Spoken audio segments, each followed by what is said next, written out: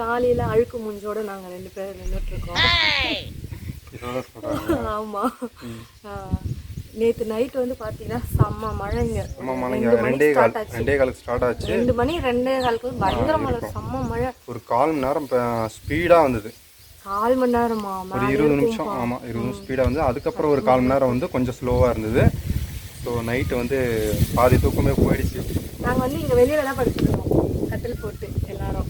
ஆமாம், சரிங்க. இதே இடத்துல கட்டில் போட்டு இங்கே தான் படுத்துருந்தோம்.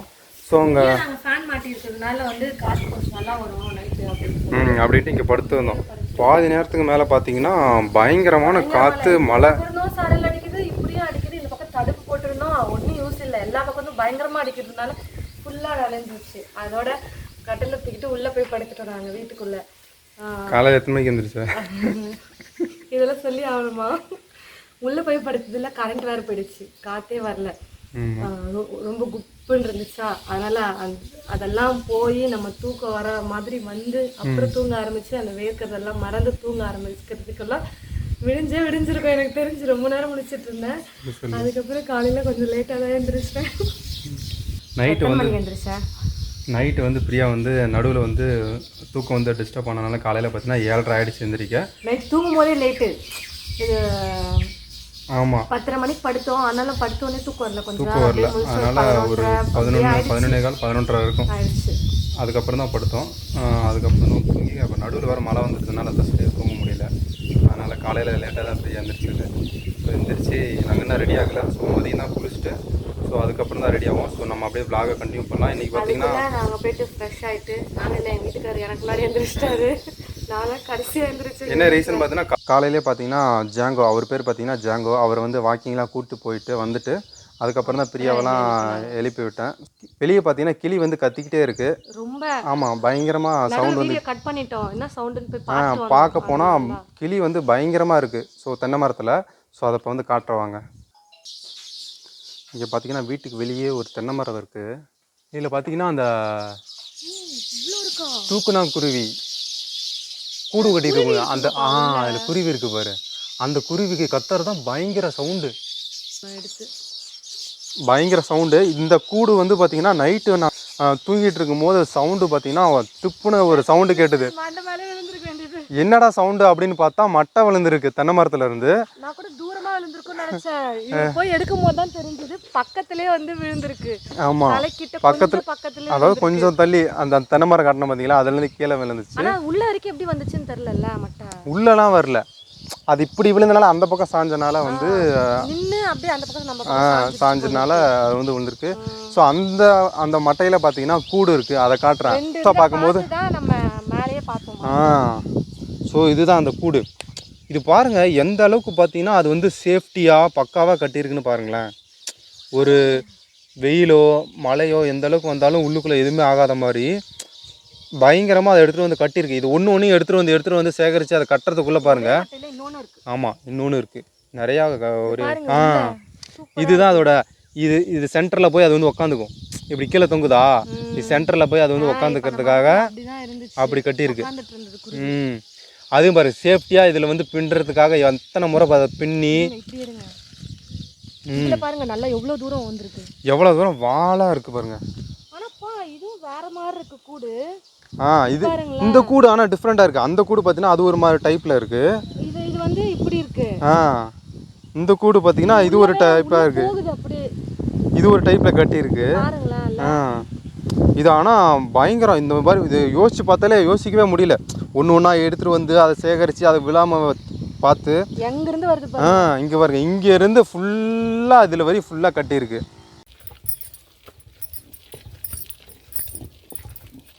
பிரியா என்ன பண்ணுறீங்க? நானா உளுத்தம் பருப்பு அரைச்சிட்டு இருக்கேன். இருக்கு எங்கள் அத்தை தான் அரைச்சிட்டு இருந்தாங்க ஃபஸ்ட்டு. சரி நான் அரைக்கிறேன் அப்படின்னு சொல்லிட்டு எங்கள் வீட்டுக்காரர் தான் கொஞ்சம் அரைக்கிறேன் இல்லையா செக் பண்ணலாம் அப்படின்னு சொல்லிட்டு சொன்னார். இவ்வளோ நாளாக வந்து கிரைண்டரு மிக்சியிலலாம் யூஸ் பண்ணிவிட்டு சரி எவ்வளோ நாள் இருக்கு நீ வந்து உரல்லாம் யூஸ் பண்ணியிருக்கியா? யூஸ் பண்ணதே இல்லையா? ஐயோ சரி பண்ணியிருக்காங்க எங்கள் அம்மா எங்கள் ஆயா எல்லாரும் ஊரில் இருக்கிறப்ப. அப்போ சின்ன பொண்ணா அப்போ வந்து அரைச்சதெல்லாம் இல்லை. ஒரே ஒரு டைம் வந்து ஒரு 5-6 வருஷத்துக்கு முன்னாடி நினைக்கிறேன். ஒரு சொந்தக்கார வீட்டுக்கு போனப்ப ஒரு அக்கா வந்து அரைச்சிட்டு இருந்தாங்க, எனக்கு ஹெல்ப் பண்ண சொன்னாங்க. இந்த மாதிரி தள்ளி தள்ளி விடு அப்படின்னு. அது மட்டும் பண்ணேன். ஏன்னா ஃபங்க்ஷனுக்கு பருப்பு வடை செய்யறதுக்காக அரைக்க சொன்னாங்க. அது கடலை பருப்பு. அதனால இப்படி இப்படி ஆட்டினாங்க, எடுத்து கொட்டிட்டாங்க பாத்திரத்துல. ஈஸியா இருந்துச்சு. இனிப்பு உளுந்து வடை வந்து ரெடி ஆயிடுச்சு. இனிப்பு வடை இந்த பருப்பு அரைக்கிறதுக்குள்ள ஒரு பெரிய கலவரமே முடிஞ்சிருச்சு. ஃபஸ்ட்டு எங்கள் அத்தைக்கிட்ட நாங்கள் சொன்னோம் நாங்களே அரைக்கிறோம் அப்படின்னு. அதுக்குள்ளே கிணத்துக்கிட்ட போயிட்டு வரத்துக்குள்ளே எங்கள் அத்தையா மா வந்து உளுத்தம் பருப்பை ஆட்ட ஆரம்பிச்சிட்டாங்க. சரி கொஞ்சமாச்சும் நம்ம அரைக்கலாமே அப்படின்னு சொல்லிட்டு கேட்டு நாங்கள் உட்காந்தோம். நான் அரைக்கிறேன் அரைச்சிட்டே இருக்கேன், நீ அரைக்கிறதுக்குள்ளே ஒரு நாள் ஆகிடும் அப்படின்ட்டு எங்கள் வீட்டுக்காரர் கொஞ்சம் அரைச்சார். அப்புறமா சரி நீ எந்திரிச்சிக்கோ அப்படின்னு சொல்லிட்டு எங்கள் அத்தையை வந்து முழுசாகவும் அரைச்சிட்டு நானே பண்ணிக்கிறேன் அப்படின்னு சொல்லிட்டு அவங்களே எழுப்பி விட்டாங்க. மொத்தமாக 3 பேர் மாற்றி மாற்றி 4 முறை அரைச்சிட்டோம் உட்காந்து. வடையை வந்து எங்கள் அத்தையை சுட்டு எடுத்துட்டாங்க. சூப்பராக இருக்குது. நான் ஒன்று சாப்பிட்டேன். சூடாக செய்யும் போதே இனிப்பு கரெக்டாக இருக்கான்னு சொல்லிட்டு சாப்பிட கொடுத்தாங்க, சாப்பிட்டேன். நல்லா சூப்பராக பண்ணியிருக்காங்க, செம்மையாக இருக்குது. அதான் இனிப்பு உளுந்து வடை. இதில் என்னென்ன போட்டிருக்காங்க இப்போ தான் நான் கேட்டேன். உளுந்து மட்டும் தான் அரைச்சிட்டு இருந்தோம். அதுக்கப்புறம் எங்கள் அத்தை அரைக்கும் போது தேங்காய் துருவிட்டு அது கொஞ்சம் போட்டிருக்காங்க. அப்புறம் அரைக்கும் போது சர்க்கரை கொஞ்சம் கொஞ்சமாக சேர்த்து அரைச்சிக்கிட்டாங்க. உப்பு கொஞ்சமாக ஒரு 2-3 சிட்டிகை அளவுக்கு சேர்த்துருக்காங்க. வேணால் நீங்கள் ஏலக்காய் தூள் வேணால் சேர்த்துக்கலாம். அவ்வளோதான். இந்த 4 பொருள் தான் வந்து சேர்த்துருக்காங்க. நல்லா சூப்பராக உளுந்து வடை சுட சுட ரெடி ஆகிடுச்சு. இப்போ நாங்கள் இதை சாப்பிட போகிறோம். காலையிலே நாங்கள் இப்போது உளுந்து வடை தான் சாப்பிட போகிறோம். இனிப்பு உளுந்து வடை தான் சாப்பிட போகிறோம். நான் ஏற்கனவே சாப்பிட்டேன், அதனால் நல்லா இருக்குன்னு அதனால முன்னாடி சொன்னேன். சூடாக இருக்குது, நல்லாயிருக்கும். கொழுக்கட்டை செய்ய போகிறேன் அப்படின்னு சொல்லிட்டு வெள்ளம் வேறு துருவி எடுத்து வச்சுருக்காங்களாம். இதே இப்போ இன்றைக்கி ஃபுல்லாக சாப்பிடுவோம் போல இருக்கு நாங்கள். அப்புறம் மீன் வேறு பிடிக்க போனோம். நிறைய வேலை இருக்குது இன்றைக்கி. கொஞ்சம் நீங்கள் நிறைய பார்ப்பீங்க ரெசிபிஸ் எங்கள் அத்தை செய்கிறதெல்லாம். மீன் பிடிக்கிறதுக்கு நாங்கள் தூண்டில்லாம் ரெடி பண்ணிவிட்டு வந்துட்டோம்.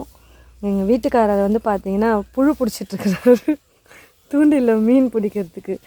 அங்கே தண்ணி வச்சுருக்கிற இடத்துல வந்து கொஞ்சம் ஈரமாக இருக்கும் அப்படின்றதுனால அந்த இடத்துல புழு இருக்குமாமா, ஈரத்தில். ஆல்ரெடி இங்கே 3 புழு பிடிச்சிட்டாரு. நாங்கள் இன்னும் கொஞ்சம் நிறையா புழு பிடிச்சிட்டு அதுக்கப்புறமா அவங்கக்கிட்ட காட்டுறோம். புழு வந்து கிடைக்கவே இல்லை. அப்புறம் கொஞ்சமாக தேடி கண்டுபிடிச்சி எடுத்துகிட்டு வந்துட்டார். பாருங்கள் எவ்வளோ பெருசு இருக்குது, பாம்பு மாதிரி. மேலே ஏறி வருதுப்பா அது. தூண்டில் வந்து ரெடி பண்ணிகிட்ருக்கிறாரு மீன் பிடிக்க. இந்த கிணத்துக்குள்ளே தான் மீன் நிறையா இருக்குது. மீன் பிடிக்க நம்ம இப்போ வந்து ரெடி பண்ணியாச்சு. நான் வரல, குட்டி குட்டி மீன் தான் வந்திருக்கு. குட்டி மீன் தான் வரும். அது தக்கை வந்து உள்ளே இழுக்கணும், அப்போ தான் பெரிய மீன் மாட்டிருக்குன்னு அர்த்தம்.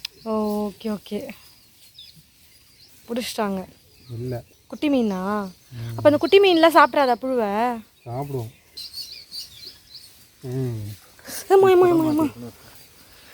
இருங்க காட்டுங்க. மாட்டிக்கிச்சு, போட்டதுமே மாட்டிக்கிச்சு மீன். கீழே விழுந்துட போகுதுங்க. நம்ம வேற ட்ரம்மை அங்கே வச்சுட்டு வந்துட்டோம். மீன் மாட்டிக்கிச்சு. ஃபஸ்ட்டு போட்டதுமே மாட்டிக்கிச்சு. இது வந்து கெண்டை மீன் நினைக்கிறேன். ஒரு மீன் மாட்டிக்கிச்சு. இவர் மீன் பிடிக்கிறது ரொம்ப நேரம் ஆகும், 2-3 மணி நேரம் ஆகும் அப்படின்னாரு. ஆனால் எனக்கு லக்கு ஃபஸ்ட்டே ஒரு மீன் மாட்டிக்கிச்சு. அடுத்தடுத்து எப்படி மாட்டுதுன்னு பார்க்கலாம். எவ்வளோ பெருசு மாட்டிக்கிச்சு. 1 கிலோ இருக்குமா? இல்லை, ஒரு 1/2 கிலோக்கு மேலே. 1/2 கிலோவா? இதுதானே அங்கே பார்த்தது. நான் எதிர்பார்க்கவே இல்லை இவ்வளோ பெரிய மீன் இருக்கு. இது என்ன மீனுப்பா? இது விரால். வேற பார்த்து கடிச்சிரு போகுது. சாணிலாம் இருக்கு, தண்ணியில் தூக்கி அப்படியே போட்டுருங்க. வழுக்குது. இங்கே எங்கள் வீட்டு ஆளுங்கெல்லாம் சாப்பிட்டுட்டு இருக்கிறாங்க. கொஞ்சம் சவுண்டு ஓவராக வருது, கருக்கு முறுக்குன்னு. மழை வந்ததுனால கொஞ்சம் அப்படியே சகதி ஆகிடுச்சு, அதனால தான் அப்படி இருக்குது. இப்போ தான் அங்கே நம்ம கிணத்துக்கிட்ட வந்து க்ளீன் பண்ணி வச்சுருக்காங்க. அங்கே கொண்டு போய் கட்டிடுவாங்க சாப்பிட்டதுக்கப்புறம். நான் தான் எங்கள் வீட்டுக்காரர்கிட்ட அந்த சைடு ஃபுல்லாகவே மீனாக இருக்குது, போய் அங்கே தூண்டில் போடுங்களேன் ப்ளீஸ் அப்படின்னு. அங்கேருந்த மீனில் இப்போ வேறு பக்கம் போயிடுச்சு. அவர் அதான் சொன்னார், ஒரே இடத்துல பிடிக்கலாம் வரும் அப்படின்னு. நான் தான் அங்கே நிறையா இருக்கே, போய் பிடிக்கலாமேன்னு சொல்லி அனுப்புனேன். உனக்கு புரியாது நான் சொன்னேன், நான் போய் உனக்கு டெமோவை காட்டுறேன் அப்படின்னு சொல்லிட்டு காட்டிட்டு வந்துட்டுருக்கிறாரு. மீன் வந்து பார்த்திங்கன்னா நிறைய மாட்டோம். ஃபஸ்ட்டு 2-3 டைம்லேயே வந்து பார்த்திங்கன்னா மீன் வந்து மாட்டிடுச்சு. அதுக்கப்புறம் நிறைய மீன் மாட்டோம்னு நினச்சிட்டு 2 மணி நேரமாக வெயிட் பண்ணிகிட்டு இருந்தோம். ஆனால் மீனே வந்து பார்த்திங்கன்னா அதுக்கப்புறம் வரவே இல்லை. சரி பிடிச்சது போதும் அப்படின்னு சொல்லிட்டு நாங்கள் வந்து கிளம்பி வந்துட்டோம். நாங்கள் மீன் பிடிக்க போகிறதுக்கு ஒரு 1/2 மணி நேரத்துக்கு முன்னாடி தான் வந்து பார்த்திங்கன்னா ஆடு வந்து குட்டி போட்டுச்சு. எங்கள் வீட்டில் இருந்த ஆடு 2 குட்டி போட்டிருக்காங்க. 2 குட்டியுமே பையன். ஃபஸ்ட்டு வீடியோ எடுக்கலான்னு சொல்லிட்டு பிளான் பண்ணோம். அப்புறமா அப்போ தான் குட்டி வந்து பிறந்துச்சு அப்படின்றதுனால கொஞ்சம் நேரத்துலேயே ஆடே வந்து எல்லாம் சுத்தம் பண்ணிவிடும் குட்டியை. அதுக்கப்புறம் நம்ம வந்து வீடியோவில் காட்டலாம் அப்படின்னு சொல்லிட்டு என் வீட்டுக்காரர் சொன்னார். செம்ம பசியில் இருக்காங்க போல் 2 பேரும். அவங்க அம்மா விட்டு போகவே இல்லை, பால் குடிச்சிட்டு இருந்தாங்க. அதுவும் இப்போ தான் குட்டி வந்து பிறந்துச்சு அப்படின்றதுனால அதெல்லாம் நிற்க கூட முடியல பாருங்கள். லொடக்குன்னு விழுந்துட்டே இருக்குது. அப்பயும் நான் வந்து விடமாட்டேன்டா எனக்கு பசிக்குதுடா அப்படின்னு சொல்லிட்டு எந்திரிச்சு நின்று பால் குடிச்சிட்டு இருந்துச்சு. அது வால் பாருங்கள் பின்னாடி ஒரு செகண்ட் கூட நிறுத்தவே இல்லை, சும்மா ஆட்டிக்கிட்டே இருக்குது டிங்குன்னு. தத்துக்காப்புத்துக்கான்னு தத்தி தான் நடந்துட்டு இருந்தாங்க. ஒரு இடத்துல நிற்கலை. அவங்க அம்மா இந்த பக்கம் தான் அந்த பக்கம் போகிறாங்க, அந்த பக்கம் வந்தால் இந்த பக்கம் வராங்க. எங்கள் வீட்டுக்கு புதுசாக 2 பேர் வந்திருக்காங்க. சரி அதையும் உங்ககிட்ட ஷேர் பண்ணலாமேன்னு சொல்லிட்டு தான் காட்டினோம். அம்மா பார்த்தீங்கன்னா பிடி கொழுக்கட்டை செஞ்சாங்க. இது வந்து எனக்கு ரொம்பவே பிடிக்கும். ஸோ இது பார்த்தீங்கன்னா அரிசி மாவு, வெல்லம், பொட்டுக்கடலை, எள்ளு இதெல்லாம் போட்டு செஞ்சுருக்காங்க. இது எப்படி பண்ணாங்கன்னு இப்போ சொல்லுவோம். அதாவது எப்படி பண்ணியிருக்காங்கன்னா, புழுங்கல் அரிசியை வந்து வறுத்துட்டு அதை வந்து மிக்சியில் பவுடர் பண்ணிக்கிட்டாங்க. அரைச்சிட்டு அது கூட வந்து பாசி பருப்பு, பொட்டுக்கடலை எல்லாத்தையும் வறுத்து சேர்த்துக்கிட்டாங்க. எள்ளு இருந்தால் எள்ளையும் வறுத்து சேர்த்துக்கலாம். அப்புறம் தேங்காய், இப்போ வந்து எள்ளு போடல எங்கள் அத்தை. தேங்காய் இல்லையா போடலையா. அப்புறம் ஏலக்காய் பொடி பண்ணி அதையும் சேர்த்துக்கிட்டு 1 கிலோ அரிசினா 1/2 கிலோ வெல்லம் வந்து சேர்த்துக்கணும். நல்லா பொடியாக துருவிட்டு சேர்த்துக்கிட்டு சுடு தண்ணியை காய வச்சுட்டு அந்த தண்ணி கொஞ்சம் போட்டு நல்லா பிசைஞ்சிக்கணும், நல்லா கெட்டியாக வர மாதிரி. அந்த வெல்லமும் அந்த சுடு தண்ணியில் வந்து கரையும் இல்லைங்களா, அப்போ கொஞ்சம் கெட்டியான பதத்துக்கு வரும், பிடிக்கிற மாதிரி வரும். அந்த மாதிரி வந்து பிடிச்சி எடுத்து வச்சுருக்காங்க. பிடிச்சி இட்லி குண்டானில் வச்சு வேக வச்சு எடுக்கிறதா. ஸோ இதுதான் இது வந்து நல்லாவே இருக்கும். எனக்கு வந்து ரொம்பவே பிடிக்கும். நாங்கள் வந்து இவருக்கு பிடிக்கல பிடிக்கும்னு சொன்னோடனே நாங்கள் ஆல்ரெடி வீடியோ கூட போட்டிருக்கோம். அங்கே சாப்பிட்டது அத்தை பிரியாவோட அம்மா செஞ்சு கொடுத்தது பார்த்தீங்கன்னா அது ஒரு டேஸ்ட்டில் இருக்கும். நான் அது சாப்பிட்டேன், அது செஞ்சு கொடுத்தாங்க. ஆக்சுவலாக பிடிக்கொழுக்கட்டைன்னு அவர் சொன்னதுமே நாங்கள் அப்படி நினச்சிட்டு எப்பயும் போல் அப்படி தான் பண்ணுவோம் அப்படின்னு நினச்சிட்டு. இந்த மெத்தட் எங்களுக்கு தெரியாது. நான் நெக்ஸ்ட் டைம் உங்களுக்கு இதே மாதிரி ட்ரை பண்ணி கொடுக்குறேன். ஓகே, இப்போ நம்ம வந்து ரெடியாக இருக்கோம். எங்கே போகிறோன்னு பார்த்தீங்கன்னா கொழுக்கட்டை சாப்பிட்டுட்டு ஊருக்குள்ளே பாட்டியை பார்க்க போகிறோம். அதாவது வெற்றியோட பாட்டியை, அதாவது எங்கள் மாமியாரோட அம்மாவை பார்க்க போகிறோம். போய் பார்த்துட்டு பாட்டி அத்தை ஃபோன் பண்ணிட்டாங்க, இன்னும் வரல ஏன் வரல வாங்க அப்படின்னு கூப்பிட்டு இருந்தாங்க. போய் அவங்க பார்த்துட்டு வரலான்னு சொல்லிட்டு ரெடி ஆகிட்டோம். ஆமாம், பாட்டி கண்டிப்பாக ஏதாச்சும் பண்ணி வச்சுருப்பாங்க பேரனுக்கு. சொல்லுவாங்க இவங்க காலேஜ் படிக்கும் போது,